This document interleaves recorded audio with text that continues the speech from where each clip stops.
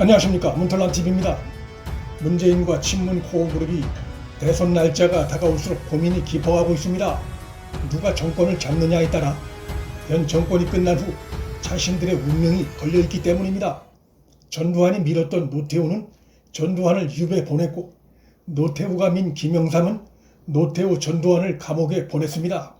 정권을 잃은 참여정부는 부패 혐의로 검찰 조사받던 노무현의 투신을 당했고, 이명박 박근혜도 좌파 정권으로 권력이 넘어간 후 영어의 몸이 됐습니다. 자신이 정치적으로 밀었던 자에 의해서도 배신을 당하고 감옥에 가는 게 한국 정치의 생리처럼 돼버렸습니다. 하물며 마음속으로 지지하지 않는 자가 대권을 잡을 경우 지은 죄가 많은 곧 물러날 문재인이나 친문 코어 그룹이 느끼는 마음의 불안감은 더 말할 나위가 없을 것입니다. 현재 여권에선 이재명, 이낙연이 맞붙고 있고, 야권에선 윤석열이 현재로선 압도적 선두를 달리고 있습니다.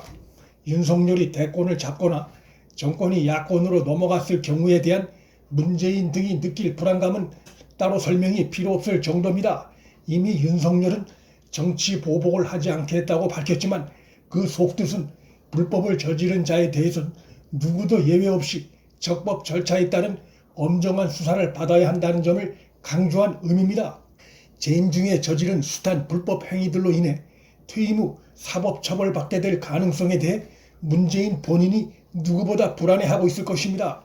현재 법원에 계리 중인 몇몇 사건들을 보면 그 가능성이 분명히 드러납니다.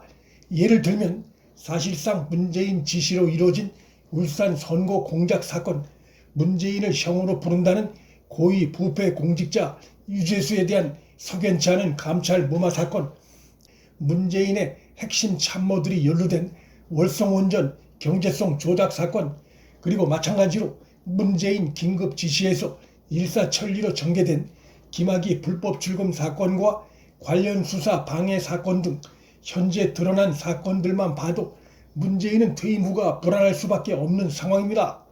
현재 진행되고 있는 이들 사건에 대한 재판이 퇴임 후 문재인 자신을 겨냥한 추가 수사로 이어질 가능성이 높다는 것을 보여주고 있습니다. 따라서 문재인으로선 후임 대통령이 누가 되느냐를 놓고 촉각을 곤두세우고 불안해할 수밖에 없습니다. 이런 가운데 17일 아침 조선일보가 매우 중요한 내용을 보도했습니다. 천기 누설이나 다름없는 충격적인 보도를 실었습니다. 문재인이 측근들만 모인 비공개 자리에서 이재명의 기본소득을 강하게 비판했다고 여권 관계자의 말을 인용해 보도했습니다. 문재인 본인도 포퓰리즘 공약으로 국민을 현혹시킨 장본인이지만 이재명은 자기보다 더 심한 포퓰리스트로 판단했다는 의미입니다. 이재명으로선 뒷목이 당기는 보도 내용이 아닐 수 없을 것입니다. 포퓰리스트인 문재인 눈에 다른 포퓰리스트의 문제점이 들어왔다는 것이 신기하기도 합니다. 또한 문재인이 자신의 측근들에게 경선 캠프에 들어가지 말라고 지시했다는 내용도 보도했습니다. 여기서 말하는 경선 캠프란 전후 상황을 감안할 때 이재명 경선 캠프를 의미하는 것으로 보입니다.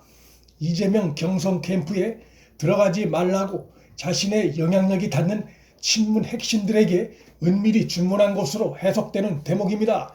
신문의 청기 누설은 계속됩니다. 문재인은 지난 대선 경선 때 이재명으로부터 받은 공격에 대해 아직도 마음속에 앙금에 남아있다는 취지의 보도도 전했습니다. 문재인의 간장종지만한 속이 다시 드러나는 상황입니다. 자신의 밑에서 오랜 동안 총리를 역임한 이낙연이 확실히 치고 올라와 주면 마음이 놓일 텐데 이재명이 여전히 1위를 달리고 있으니 문재인으로선 현 상황이 꺼림칙할 것입니다. 허나 이낙연이 만에 하나 민주당의 대선 후보가 될 경우에도 문재인 정권 임기 내내 호남이 누리더니 차기 정권마저 호남 세력이 또 누리느냐는 반발이 당연합니다. 비호남권 유권자들의 이탈이 불가피합니다. 문재인이 후임자로 가장 믿을 자는 아마도 김경수일 텐데 그는 오는 21일 대법원 선고를 앞두고 정치 목숨이 간당간당한 상태입니다.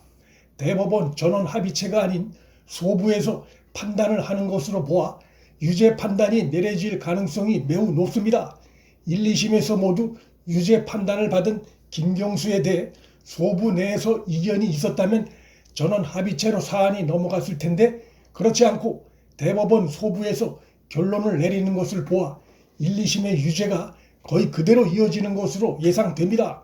그렇게 되면 문재인은 정권의 도덕성, 정당성이 밑동이 흔들리는 위기를 맞게 될 것이고 정권 교체 여론은 더 탄력을 받을 수밖에 없고 퇴임 이후가 더더욱 불안해질 것입니다. 야권이나 윤석열로선 사실 민주당 대선 후보로 이재명이 되거나 이낙연이 되거나 거기서 거긴 똑같은 문재인 아바타들이어서 상대하기에 별 차이는 없습니다. 문제가 누적된 문재인 정권을 심판하는데 그간 거기에 편승한 자들을 국민들이 다시 밀 수는 없습니다.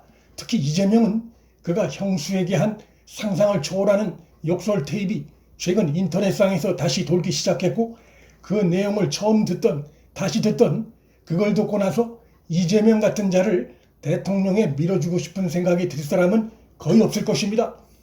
이낙연도 마찬가지입니다.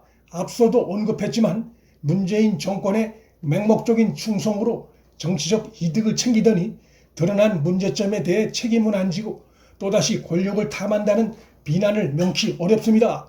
최근 한국갤럽 여론조사에 의하면 문재인 긍정평가가 38%, 부정평가가 52%로 나타났습니다. 부정평가가 50%를 넘어섰다는 것은 문재인 아바타만 득실되는 현 여권 상황을 감안할 때 정권 교체 가능성이 높다는 것을 의미합니다. 야권 상황은 최재형이 최근 국민의힘에 입당하면서 향후 지지도 상승 여부가 주목되고 있으나 현재로선 윤석열이 압도적인 우위를 유지하고 있습니다. 장모가 구속되고 안에 관련한 온갖 근거 없는 흑색 선전이 나도는 상황에서도 윤석열의 지지도는 많은 여야 대선 후보 지지도 조사에서 1위 자리를 지키고 있는 것이 다수로 나타나고 있습니다. 윤석열에 대한 국민 지지 기반이 탄탄하다는 것을 보여주는 대목입니다. 의혹들 대부분이 결혼 이전의 일들이라 지지도에 영향을 주는 데에는 한계가 있음이 드러나고 있습니다. 윤석열 전 총장은 곧 선보일 예정으로 있는 국가정책, 즉 주요 공약을 갖고 승부수를 띄우면 국민 다수의 여론이 정권 교체로 거의 굳어진 상태여서 지지도 상승에 새로운 모멘텀을 만들 수 있을 것으로 전망됩니다. 문틀란TV 여기서 마칩니다. 구독과 좋아요, 알림 설정은 방송 제작에 큰 힘이 됩니다. 시청해 주셔서 감사합니다.